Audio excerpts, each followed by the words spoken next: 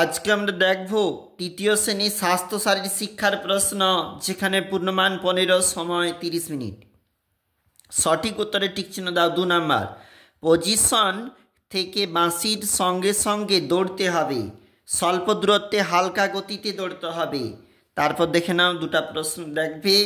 পাখির মতো উড়ব মোরা, পিচ রাস্তার দক্ষিণেতে রূপালী দিদির মাটির বাড়ি। এইখান থাকতে শব্দ ভাণ্ডার নিয়ে করতে হবে। বিপদেই বন্ধুর পরিচয় হয়, ভালো কাজ অসহযোগিতা করা কু অভ্যাস, ভালো কাজই।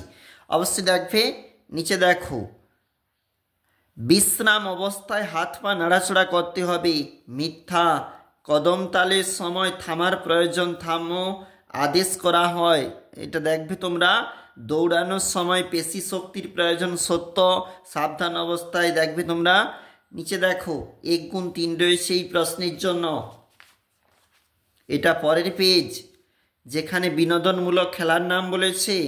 এছাড়াও প্রশ্ন পাখির মতো উড়ব মোরা, দেহভঙ্গিমা বা ওই 2 বন্ধু ও ভালুক, মূল্যবোধের শিক্ষা কবিতায় ভালুককে দেখে 2 বন্ধু কি করেছিল দেখবে।